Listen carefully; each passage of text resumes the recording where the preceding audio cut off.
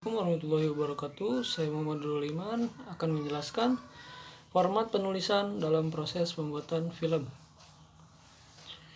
Format penulisan yang tepat sangat penting dalam menyusun naskah film. Naskah merupakan panduan utama bagi seluruh tim produksi, termasuk sutradara, pemeran, dan kru teknis. Format yang konsisten memudahkan interpretasi naskah dan menghindari kebingungan dalam proses produksi. Namun, masalah sering terjadi ketika penulis tidak mematuhi format yang umum digunakan dalam industri film atau ketika format tersebut tidak sesuai dengan standar yang diharapkan. Selanjutnya ada skenario. Skenario adalah naskah cerita yang sudah lengkap dengan deskripsi dan dialog, telah matang dan siap digarap dalam bentuk visual. Marcellus Sumarno dalam buku Dasar-Dasar Apresiasi Film berpendapat bahwa skenario dapat diibaratkan seperti cetak biru atau blueprint bagi insinyur atau kerangka bagi tubuh manusia.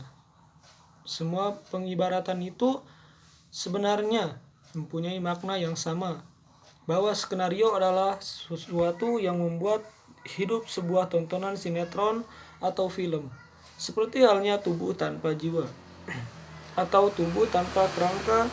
Film atau sinetron tanpa skenario akan mati. Selanjutnya ada format skenario, yaitu 1. Ada judul skin, 2.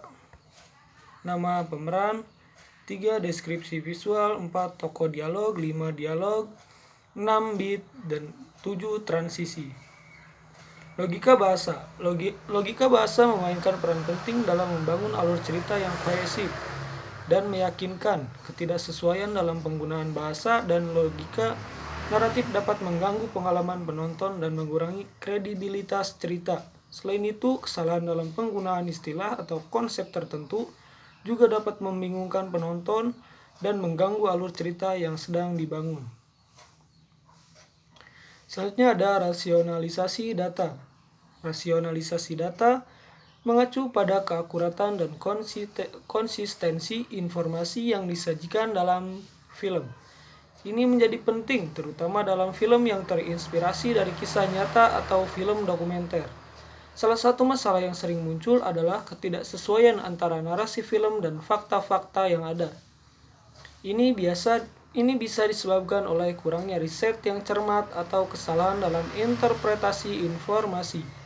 Misalnya, kesalahan sejarah atau ketidakcocokan antara setting film dengan konteks sejarah yang sebenarnya dapat merusak kredibilitas film dan membingungkan penonton. Selanjutnya ada cara teknologi dan media film dapat digunakan dalam proses rasionalisasi data. 1. Pengumpulan data melalui metode wawancara. 2. Penggunaan model interaktif dalam analisis data. 3. Penggunaan perangkat lunak analisis data. 4. Teknologi pengelolaan proyek. Selanjutnya ada wawancara. Wawancara dengan narasumber atau ahli seringkali menjadi bagian penting dalam proses riset untuk film dokumenter atau film berbasis kisah nyata. Wawancara dalam proses pembuatan film adalah proses yang berfungsi untuk mengumpulkan data dan informasi yang relevan dengan ide film yang akan dibuat. Wawancara ini mencakup berbagai aspek seperti ide, manusia, waktu, tempat, masalah, dan lainnya. Kemudian ada data visual. Visualisasi data merupakan upaya menyampaikan informasi yang terkandung pada data agar lebih mudah dipahami oleh orang lain. Penggunaan data visual seperti grafik, animasi, atau visualisasi data dapat menjadi alat yang kuat untuk menyampaikan informasi kompleks dalam film. Wilke menyebutkan bahwa penyusunan bahan visualisasi memadukan hal-hal yang berhubungan dengan keilmuan, sains, atau seni art. Kurang lebihnya mohon maaf. Terima kasih.